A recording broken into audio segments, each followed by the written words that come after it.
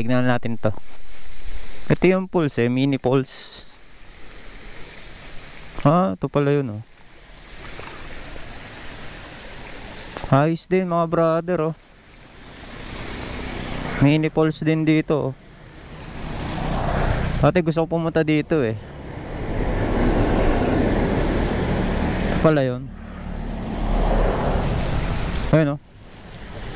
Sa baba tayo. For the first time. Tabi-tabi po. Tabi-tabi po. Walang pong tubig. Uy. Ang lamig. Sarap maligo dito. Ano pulso? Galing bundok. Santay Lane na to eh. Nasa Santay Lane na ako. Stopover ako. Walang bahayan yan mga brother. Yung Santay Lane na kasi ang haba ng biyahe. Grabe, 2 hours. Pinakamabagal yun. Pinakamabilis na yun, 1 oras. Ayun o. Salamat po sa pagpunta dito. Ay, salamat po sa view. Sa pagpunta daw eh. Ayun. Ayos na. Pwede na. Kasi tagal ko na gusto ano yan eh. Mag-stopover dito. Kasi nga ang haba ng Santay Lane. Kaya sabi ko, stopover kaya muna ako dito. Kasi nagubad ako ng kapote. Ayan mga brother. Diba? Ayos na. Bati na tayo. Larga na. Alas 12 na. Okay. Alas 12 na oh.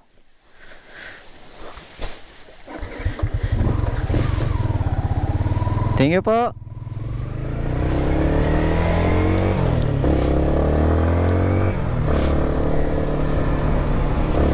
Paratrat na tayo mga brother. Ay. Sorry.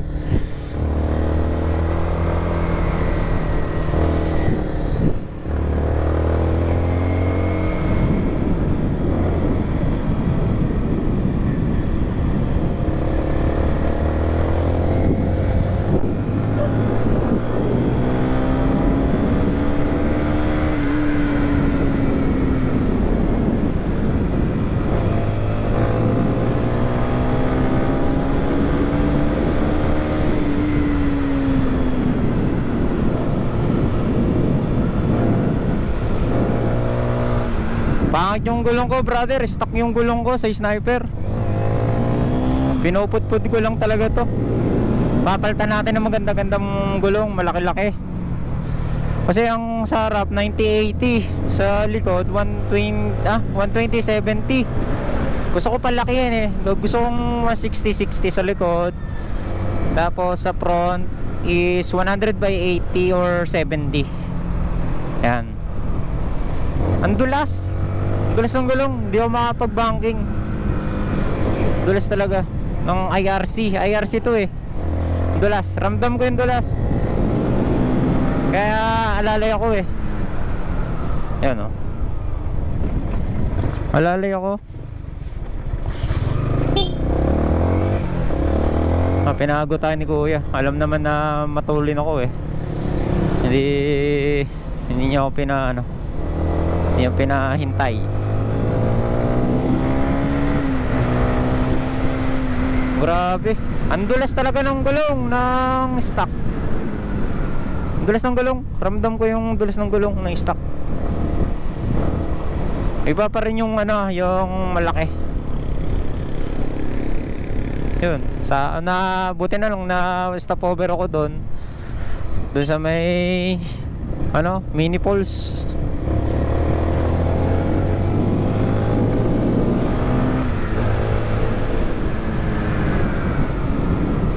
Ramdam ko talaga.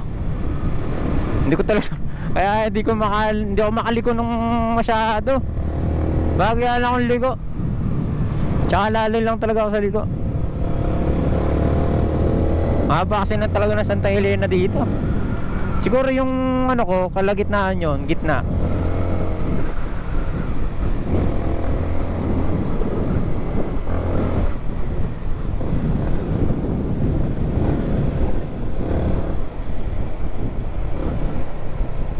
Sigsag eh.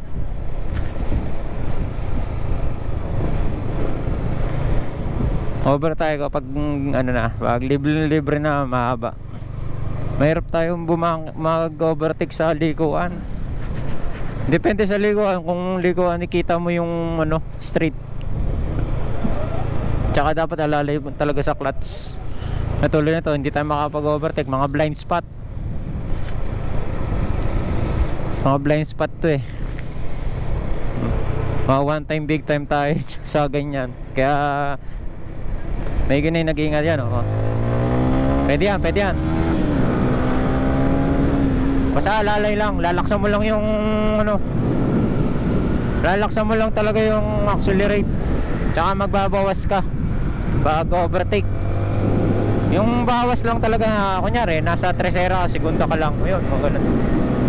Depende sa tulin mo. Depende sa tulin.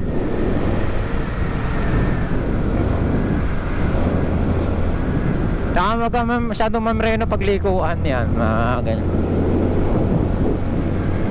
Base sa aking experience, yan, ganyan lang. Wala nagturo eh. Ngayon lang, yung saan ako, ano, Malwan, diba? Doon tayo nakasanayan eh. I-improve na lang natin.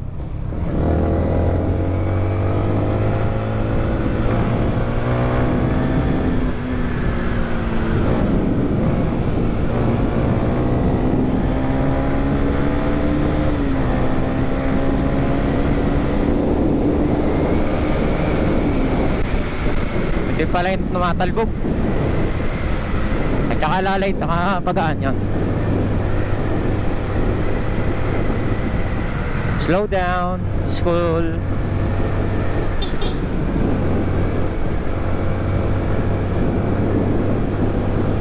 Saka dapat alalay talaga dito eh. Alalay lang. Pag titigil masyadong birit na, tapos titigil tayo, bawas tayo ng konti. Kung naka 5th gear tayo at titigil tayo, bawas agad tayo ng kwarta.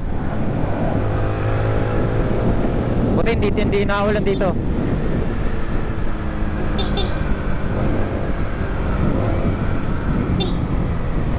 Tulad yan, overtake tayo. Alas 12 no. Umalis tayo sa bahay alas 5. Abutan tayo ng alas 12. Kasi ang dami natin patila. Tapos nag-vlog pa tayo doon sa falls. Diba? Ano din yun, 10 minutes din yun. Or ano, diba? Sana na wag naman umulan doon.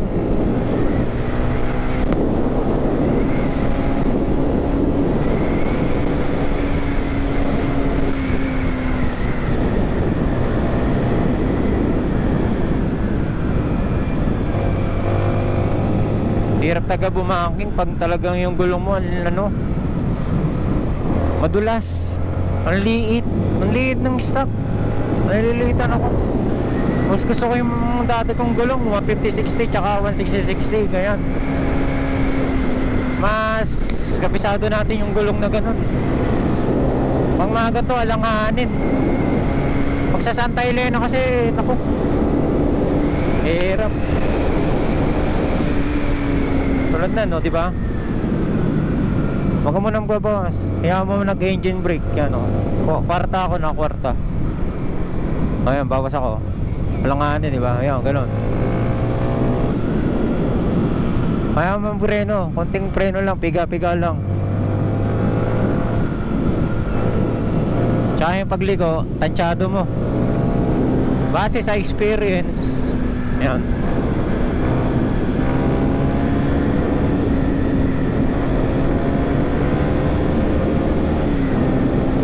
Kwarta. Malaking C to, malaking C.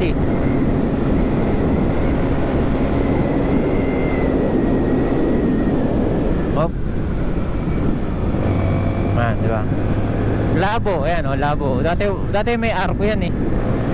Wala na.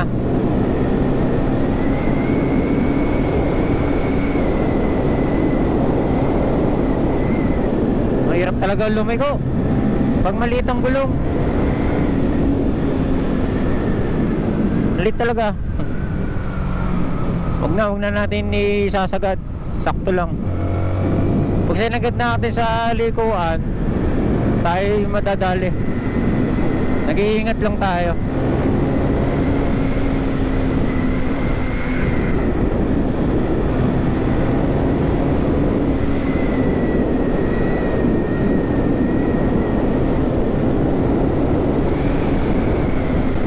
Kapisado natin daan kasi dito sa Thailand eh. O sa may lubak, sa inyo mayroong maliit na ano, payo. Siko, di ba? Ito, maliit lang to, kaya alalay ka dito eh. Bako-bako dito.